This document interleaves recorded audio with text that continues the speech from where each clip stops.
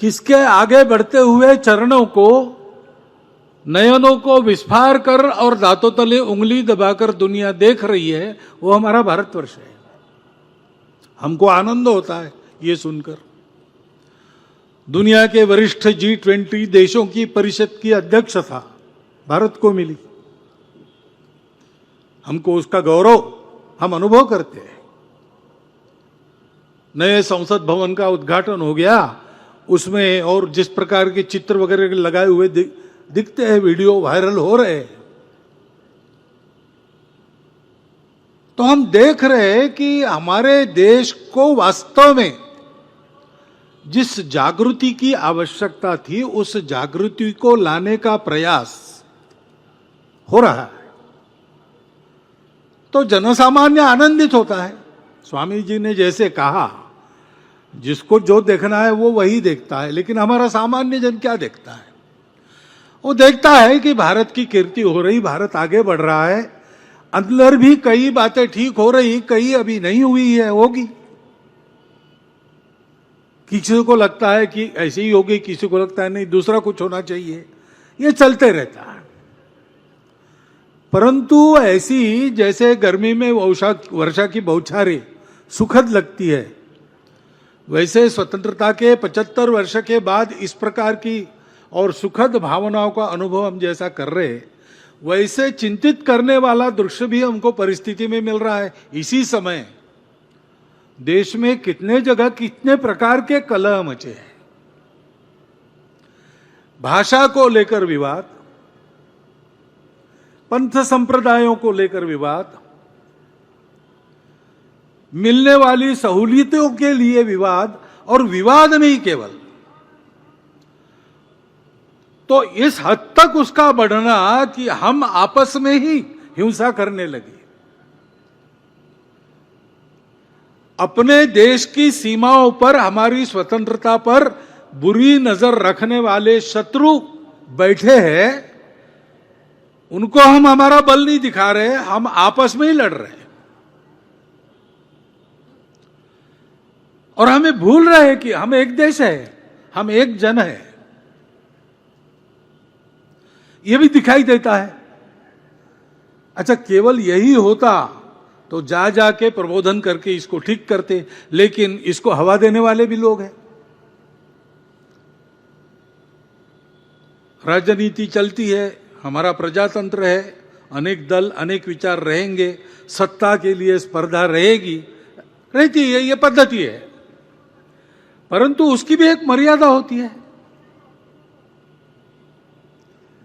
ये सारे देश के राजनीतिक दल है, एक दूसरे पर टीका टिप्पणी उनको करनी ही पड़ती है, करे, जितनी अधिक कर सकते करे, परंतु लोगों में विसंवाद उत्पन्न न हो, अपने देश के गौरव को कोई लांछन न लगे, आपस में लड़ाई झगड़ों को हवा न मिले, इतना विवेक तो रखना चाहिए, लेकिन नहीं दिखाई देता। ये सामान्य लोगों के समझ में आता है, वो इससे दुखी होते हैं, वो बोलते नहीं है। दोष किसका, इसकी चर्चा करके व्यर्थ है। अपने देश की एकता, अखंडता, एकात्मता को कायम रखना, यह हम सबका प्रयास होना चाहिए। और अगर उसमें कुछ कमी है तो सबने मिलकर ठीक करना चाहिए। केवल दोषारोपण से काम थोड़ी चलने वाला है। लेकिन ऐसा होता हुआ दिखाई देता है। और दूसरी भी बात है कि थोड़ी बहुत हमारे मन में भी बीच के काल में जो भेद आए, जात पात के भेद आए, पंथ संप्रदाय को लेकर भेद आए, कुछ संप्रदाय बाहर से आए, उनके लाने वाले जो बाहर से थे उनके साथ हमारी लड़ाइयां हुई, लेकिन अब वो बाहर वाले तो चले गए, सब अंदर वाले हैं। तो उन बाहर वालों का संबंध भूलकर इस देश में रहना, और अभी भी वहां के प्रभाव में यहां जो लोग हैं वो बाहर वाले नहीं, वो अपने ही है, ये समझ के उनके साथ व्यवहार करना। अगर उनके सोचने में कोई कमी है तो उनका योग्य प्रबोधन करना हम सबकी जिम्मेवारी है। लेकिन इस भेद दृष्टि के कारण भी ऐसी जब बातें होती है तो उसके चपेट में हम भी आ जाते हैं। कोरोना वायरस का अपना क्या सामर्थ्य है वो है, लेकिन हमारी इम्यूनिटी कम थी, ये भी एक कारण रहता है। ऐसे देश के अंदर नहीं तो देश के बाहर तो भारत को नीचा दिखाना चाहने वाले शत्रु है। अपने स्वार्थ के लिए भारत को दबाए रखने वाले, आपस में झगड़ता लड़ता रखना चाहने वाले लोग हैं। उनको अवसर मिलता है, वो इसको और चौड़ा करने के लिए तरह तरह के कुचक्र रचते हैं, उसको भी हम महसूस करते हैं।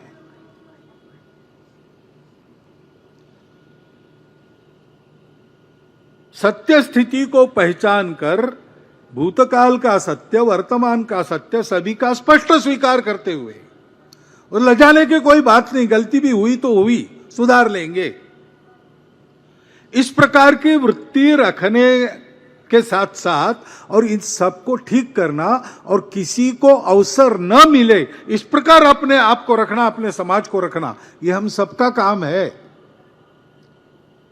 लेकिन एक दूसरों के अहंकार के चलते, भेद के चलते, ये जो भूतकाल का बैगेज अपने साथ हमने रखा है, उसके चलते हम एक रस होने से डरते हैं।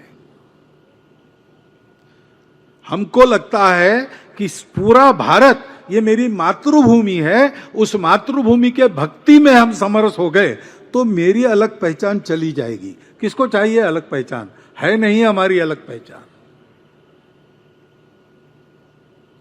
भारतवर्ष में ही हम सबकी विशिष्ट पहचानें सुरक्षित है।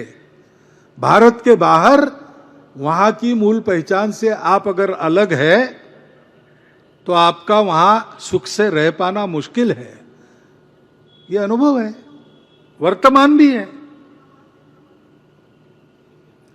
पूरे दुनिया में इस्लाम का आक्रमण हुआ, स्पेन से मंगोलिया तक छा गया। धीरे धीरे कालक्रम में वहां के लोग जागे, उन्होंने आक्रमणकारियों को परास्त किया, तो अपने कार्यक्षेत्र में इस्लाम सिकुड़ गया। सब ने सब बदल दिया। अब विदेशी तो यहां से चले गए, लेकिन इस्लाम की पूजा कहां सुरक्षित चलती? यहीं सुरक्षित चलती है। कितने दिन हुए, कितने शतक हुए, ये चल रहा है सहजीवन। इसको न पहचानते हुए और आपस के भेदों को ही बरकरार रखने वाली नीति चलाना, ऐसा करेंगे तो कैसा होगा?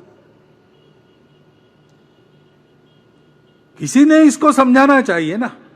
ये समझदारी पक्की होती तो हम अलग दिखते हैं इसलिए अलग है, इस विचार से देश नहीं टूटता। सभी को यह समझना आवश्यक है। यह मातृभूमि हमारी है। ये भूल कर हमारी पूजाएं अलग अलग है, दो चार विदेशी भी है, फिर भी एक समाज के नाते हम इस देश के हैं। हमारे पूर्वज इस देश के पूर्वज है। इस वास्तविकता को क्यों हम स्वीकार नहीं कर पा रहे हैं? हमारी जो विशिष्टता है, विविधता है, वो हमारे अलगाव का कारण बनती नहीं, बाकी दुनिया में बनती है। लेकिन हमारे देश में प्राचीन समय से सबको समन्वय के साथ साथ चलाने वाली संस्कृति विद्यमान है। उस संस्कृति को हम भूल गए। स्वामी जी ने उल्लेख किया, हम आत्मविस्मरण के पहले शिकार हुए, बाद में आक्रामकों के शिकार हुए। इस इतिहास को जानना चाहिए। अब वो आक्रमण तो चला गया, लेकिन उस हमारे पूर्व जीवन का स्मरण करना, उस हमारी पूर्वज परंपरा का स्मरण करना, उस हम सब की ये जो विश्व में उदार संस्कृति है, सब विविधताओं का स्वीकार और स्वागत करने वाली संस्कृति है, उसके संस्कारों पर चलना। उसके संस्कारों में सत्य है, नेगेशन से काम नहीं होता। जात पात में भेद नहीं था, ऐसा कभी कभी समर्थन कुछ लोग करते, ऐसा नहीं है। हुआ है हमारे देश में यह अन्याय। पूर्वजों की कीर्ति हम वहन करते हैं, पूर्वजों का ऋण भी हमको चुकाना पड़ेगा। इस भावना से विचार करें। होंगे हमारी पूजा बाहर से आई, हमको आदत होगी, हमको अच्छी भी लगती होगी, नहीं छोड़ेंगे, ठीक है, लेकिन देश तो हमारा अपना है, पूर्वज तो हम बदल नहीं सकते। इस देश की संस्कृति हमारी संस्कृति है, यह सब हमको जोड़ने वाला मसाला है। अपनी छोटी पहचान के मिट जाने के भ्रमपूर्ण डर से इससे क्यों अलग रहना? वास्तव में आज इसको हिंदू नाम मिला है, ये तो सारा वैश्विक है। जिसको धर्म धर्म हम कहते हैं, वो तो सारे विश्व के लिए जो मानव धर्म है वही है। वो बंधुभाव, सत्य, करुणा, शुचिता और तपस पर आधारित है। इस चौखट में उसको फिर से स्थापित करते हुए, इस चौखट के बाहर जाकर जो विकृतियां आई उनको हटाते हुए समाज का एकरस उज्जवल रूप खड़ा करेंगे, तो ये सारे छद्मी लोग होने के बाद भी राजनीति जैसी सबको प्रभावित करने वाली और एक चाल चलने के बाद भी उससे अलिप्त रहकर हम अपने स्वत्व को ठीक रख सकेंगे। और स्वत्व सभी बातों का आधार है। कहते हैं कि नृसिंह अवतार हुआ और हिरण्यकशिपु का वध किया, तो देवों को बड़ा आनंद हुआ कि अब राक्षसों का राज चला गया, हमको ही मिलेगा। लेकिन भगवान ने प्रहलाद को दे दिया, हिरण्यकशिपु का ही पुत्र। इंद्र हाथ मलते रह गया गुरु के पास, क्या करे? बोले अब कुछ मत करो, भगवान ने किया है, तुम क्या करोगे? चुप रहो, सहन करो। वो प्रहलाद बड़ा उदार है, उसका व्रत है मांगने वालों को देना। उसके पास जाके कभी मांग लेना, सीधा राज्य मत मांगो, वो तुम्हारे लिए अच्छा नहीं, अच्छा दिखता नहीं तुम्हारे लिए। वो इंद्र सोचते रहा। कुछ हजार वर्षों के बाद प्रहलाद के पास गया, याचक वेश धारण करके दरबार में, और प्रहलाद को कहा कि याचना करने तो मैं आया हूं, लेकिन आप पहले वचन दो कि मेरी याचना आप पूरी करोगे। तो प्रहलाद ने कहा कि तुमको तो पता है मैं देने वाला हूं, मुझे प्रतिज्ञा करने की आवश्यकता नहीं। तुम आ गए तो तुमको जो चाहिए वो मिलेगा। मैं जानता हूं तुम इंद्र हो, वेश बदल कर आ गए। मुझे मेरा राज्य चाहते हो, मेरा राज्य मांगोगे तो मैं दे दूंगा। तो इंद्र का नहीं, राज्य वगैरह लेने नहीं आया हूं, आपके स्वत्व पर मैं बड़ा प्रसन्न हूं। आपका ये जो स्वत्व है वो मुझे दे दीजिए। प्रहलाद ने कहा ठीक है। जल मंगवा के स्वत्व पर पानी छोड़ दिया, तो उसके शरीर से स्वत्व पुरुष आकार धारण करके इंद्र के शरीर में जाने लगा। प्रहलाद ने पूछा आप कौन है? उसने कहा मैं तुम्हारा स्वत्व हूं, तुमने मुझे इंद्र को दे दिया, मैं जा रहा हूं। वो इंद्र के शरीर में प्रवेश कर गया। लेकिन उसके पीछे पीछे और एक आया। प्रहलाद ने पूछा आप कौन है? तो उसने कहा मैं तुम्हारा बल हूं, जहां स्वत्व है वहीं बल है। तुमने स्वत्व को इंद्र को दे दिया, मैं उसके पीछे पीछे इंद्र के पास जा रहा हूं। उसके पीछे और एक पुरुषाकृति निकली। इसने पूछा आप कौन है? उसने कहा मैं तुम्हारा ओज हूं, जहां स्वत्व और बल है वहीं मैं रहता हूं। वो इंद्र के पास गए, मैं भी वहां जा रहा हूं। और अंत में एक माताजी निकली तो पूछा, उन्हें कहा मैं तुम्हारी समृद्धि लक्ष्मी हूं, मन की और भौतिक सब प्रकार की समृद्धि लक्ष्मी मानी जाती है। तो उन्होंने कहा कि जहां स्वत्व बल और ओज है वहीं मैं रहता हूं। भारतवर्ष के ह्रास का क्रम यही है। पहले हम स्वत्व भूल गए, हम विभाजित हो गए, हमारा बल चला गया, संगठन का बल नष्ट हो गया, हम विघटित हो गए, आपस में लड़ने लगे, एक दूसरे को बड़े नीचे ऊंचे मानने लगे। इसके कारण जिनकी हिम्मत नहीं थी हिंदू कुश के पार के आने की, सब आक्रमण उधर से हुए। एक तांता चला आक्रमणों की परंपरा का, लेकिन बल पूरा गया नहीं था, इसलिए शुरू के जो आक्रमक आए रहे कुछ दिन, उन राज्य का उपभोग किया, अब उनका नामो निशा नहीं है।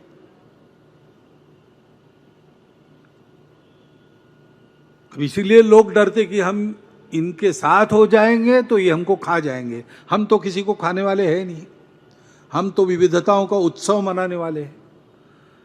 और अभी तक का इतिहास साक्षी है, जिस किसी विविधता का प्रवेश भारत में हुआ उसकी सुरक्षा यहां हुई है। सारे दुनिया में मस्तक रखने को जगह नहीं मिली, अकेला भारत था जिसने आश्रय दिया। पूछिए यहूदियों को, पूछिए पारसियों को। हम अपने स्वत्व के साथ सब लोग फिर से मिलकर रह सकते हैं।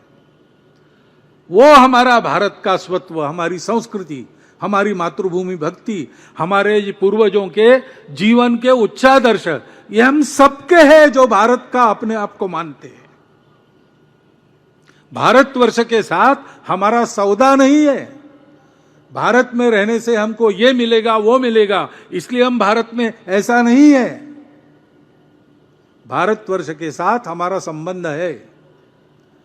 जैसे अंगों का शरीर से संबंध रहता है, शरीर से प्राण निकल गए अंग अपने आप मर जाते, वैसा हमारा संबंध है। ऐसी उत्कट भक्ति भारत में लेकर, भारत के प्रति लेकर हम लोग इन सब विविधताओं के साथ आपस में मिलजुल कर रह सकते हैं, वही रास्ता है। उस स्व के आधार पर अपने जीवन की पुनर्रचना होनी चाहिए। उस स्व के आधार पर ही संविधान में जिसे इमोशनल इंटीग्रेशन कहा गया है, वो इंटीग्रेशन आ सकता है। हमारे इंटीग्रेशन का इमोशन क्या है? यही है। हम इतने प्रकार के हैं लेकिन सदियों से हम एक है। ये आज की बात नहीं, 1947 के बाद आई कल्पना नहीं है। रुचिनाम वैचित्र्यात रुजु कुटिल नाना पथयुता नृणामेको गम्य स्वमसि पयसाम अर्णवैव। अपने अपने रुचि के अनुसार तौर तरीके, रास्ते, विचार, दृष्टियां अलग अलग रह सकती है, लेकिन सबको एक ही परमेष्टि में मिलना है। इसको ध्यान में रखकर व्यवहार करो क्योंकि हमारे राष्ट्र ने वो स्थिति देख ली है, वो परमेष्टि तक पहुंच गया। स्वामी विवेकानंद बताते थे, एक बड़ा पहाड़ है, चारों तरफ से लोग उस पर चढ़ रहे हैं। जब चढ़ाई पर है तब प्रत्येक दूसरे को देखता है, वो कहता है कि अरे वो उधर से आ रहा, उधर तो बहुत सारे कांटे कुटे हैं, यहां से अच्छा है, मैं जा रहा हूं, यही रास्ता सही है, उसका गलत है।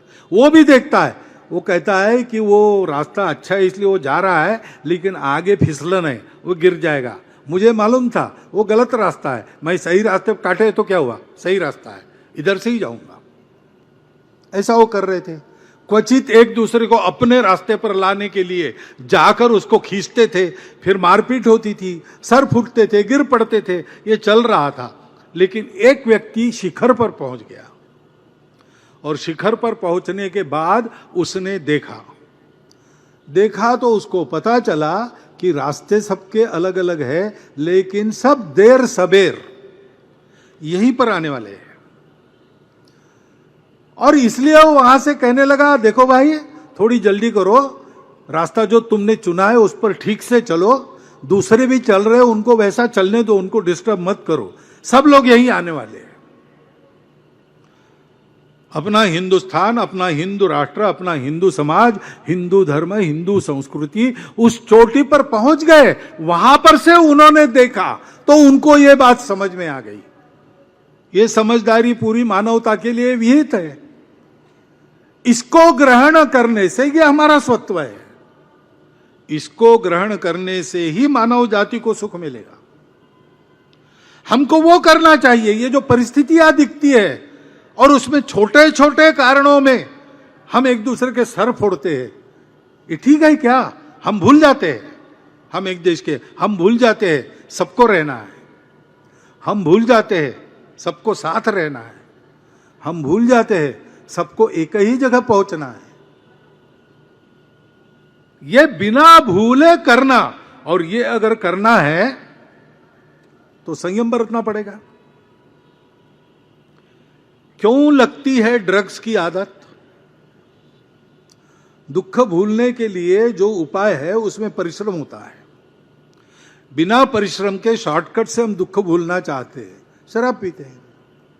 मालूम है शराब खराब है, लेकिन पीते हैं। ऐसे ही खाली दिमाग में वो ड्रग्स की आदत घुसती है।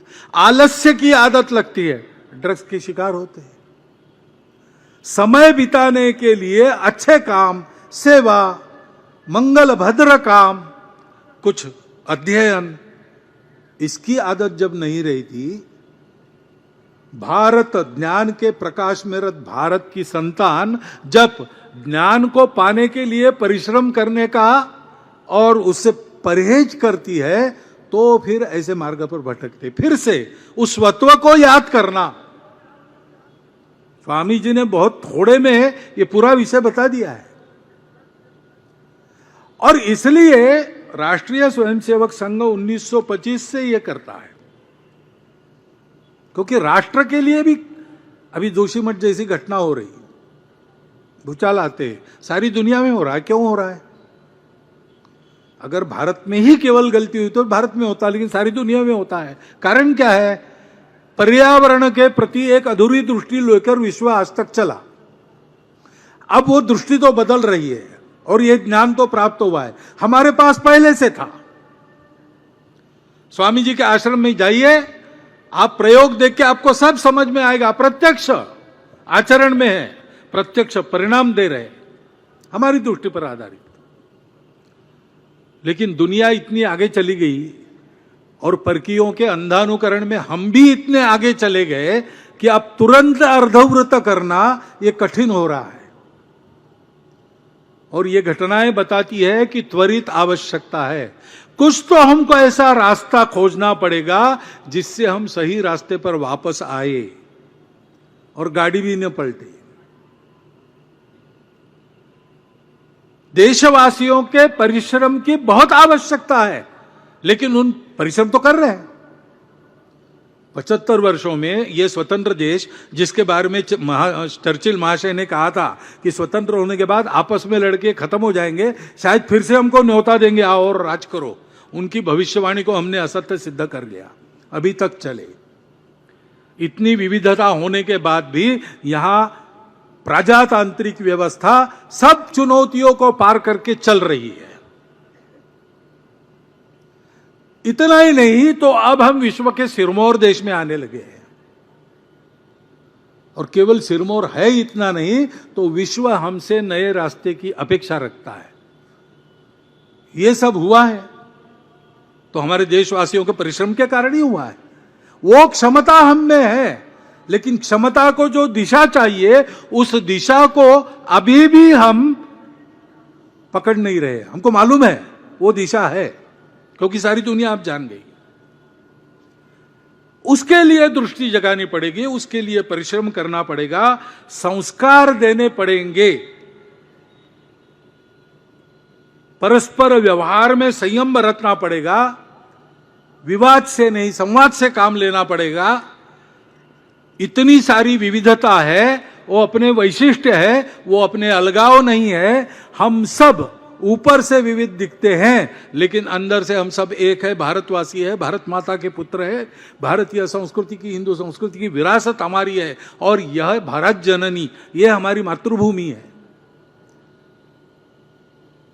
यहीं से हमको रस प्राप्त होता है, यही रस हम सबके नस नस में दौड़ता है, खून बनकर।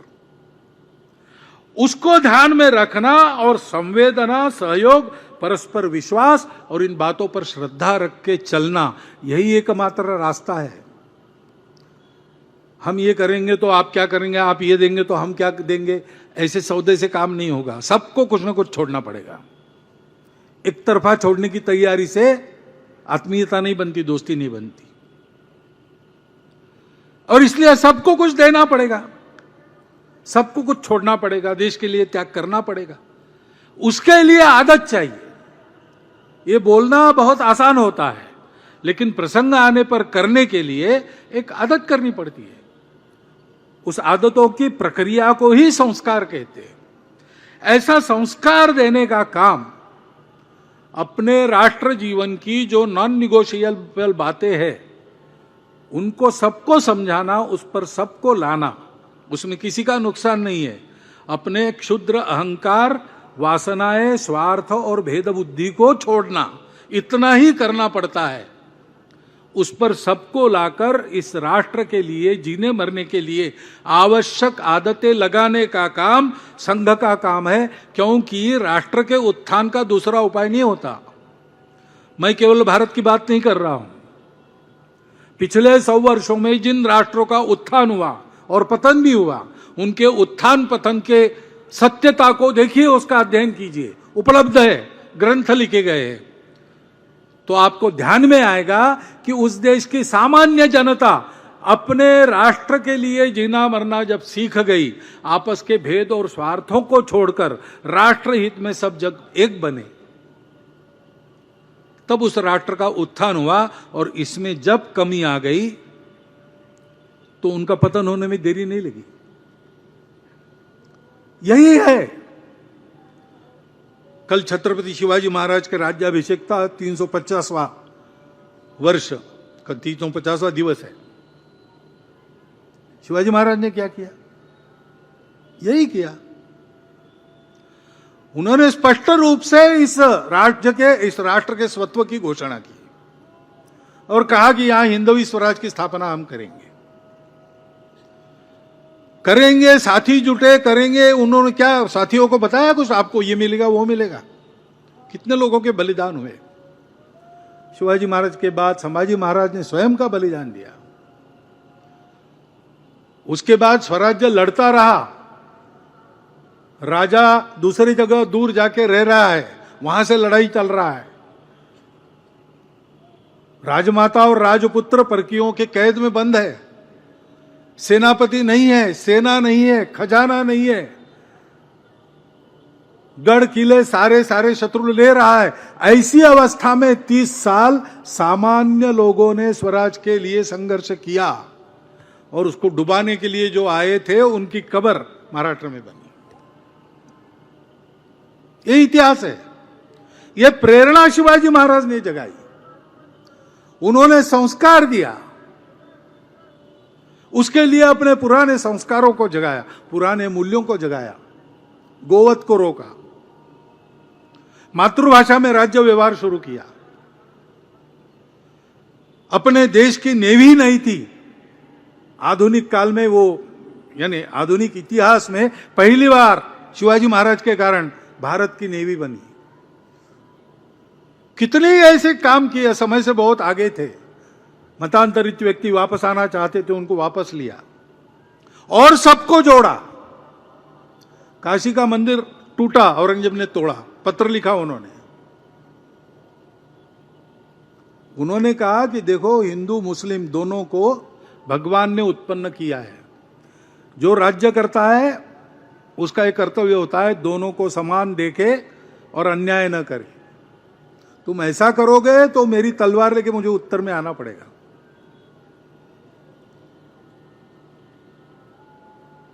इस देश के प्रति नाता रखने वालों को उन्होंने सुरक्षित किया। वही हिंदवी स्वराज्य, उसी को हम हिंदू राष्ट्र कहते हैं। उनका स्मरण कल हम करेंगे, उनके गौरवमय इतिहास का स्मरण करेंगे। रायगढ़ पर कल धूमधाम से कार्यक्रम बनेगा। डॉक्टर हेडगेवार कहते थे कि हम तो तत्व को गुरु मानते, व्यक्ति को मानते नहीं है, लेकिन सामान्य व्यक्ति को निर्गुण निराकार की उपासना करना कठिन होता है। तो कोई सगुण आदर्श अगर स्वयंसेवकों को चाहिए तो मेरा मत है कि पुराण काल में श्री हनुमान जी और आधुनिक काल में छत्रपति शिवाजी महाराज हमारे लिए सर्वांगीण आदर्श है। ऐसे महापुरुष को याद करते समय हमको ये संकल्प भी करना पड़ेगा कि उनके आदर्शों पर चलकर हम अपने राष्ट्रीय परंपरा के अनुसार इस भारत को ऐसे प्रगत करें, उत्थित करें विश्व गुरु बनाए, सारी दुनिया की आज की समस्याओं का जो उत्तर दे सकेगा। लेकिन उस संकल्प की पूर्ति के लिए हमको तपस्या करनी पड़ेगी। 1925 से राष्ट्रीय स्वयंसेवक संघ की यही तपस्या चल रही है। समाज जीवन के अन्य अन्य अंगों में उस तपस्या से तपोपूत होकर निकले कार्यकर्ताओं की करनी के बहुत अच्छे अच्छे परिणाम समाज देख रहा है। संघ को कुछ नहीं चाहिए, संघ को श्रेय भी नहीं चाहिए। यह सारा समाज को साथ लेकर स्वयंसेवकों ने किया, समाज ने किया, स्वयंसेवक साथ रहे। पूरा समाज जब ऐसा अपना कर्तृत्व देश हित में समर्पित कर, भेद और स्वार्थों को भूलकर समय के प्रवाह में और नए नए प्रवाह जो आकर मिले उनको आत्मसात करके आगे चलेगा, समाज जीवन की सारी विविधता अपने विविधता पर ठीक से चलते हुए सभी विविधताओं का सम्मान गौरव करेगी और इस राष्ट्र की उस सांस्कृतिक परंपरा को, इस मातृभूमि के प्रति अपनी भक्ति को और उन पूर्वजों की आदर्श को की परंपरा को, उनके मूल्यों को मन से स्वीकार करके चलेगी। तब वह विश्व गुरु भारत, अगर ये काम हमने जल्दी किया तो इसी देह में इन्हीं आंखों से देखेंगे और तब अनेक प्रयोग कर थक चुकी दुनिया को शांति और सुख का नया रास्ता प्राप्त होगा। दूसरा उपाय नहीं है। नान्यः पंथा विद्यते अनयनाय। और ये संघ का प्रचार नहीं बोल रहा है, 98 वर्ष का समाज जीवन का अनुभव बोल रहा है। इसका विचार करना और संघ के केवल दर्शक हितचिंतक न बने रहते हुए संघ के कार्य में प्रत्यक्ष योगदान करने वाले, एक व्यूह देश के लिए बनाकर चलने वाले समाज जीवन का अंग बनना, ये आप करें, ऐसा एक अनुरोध इस निमित्त आपके सामने रखता हूं और मेरी 4 शब्द समाप्त करता हूं।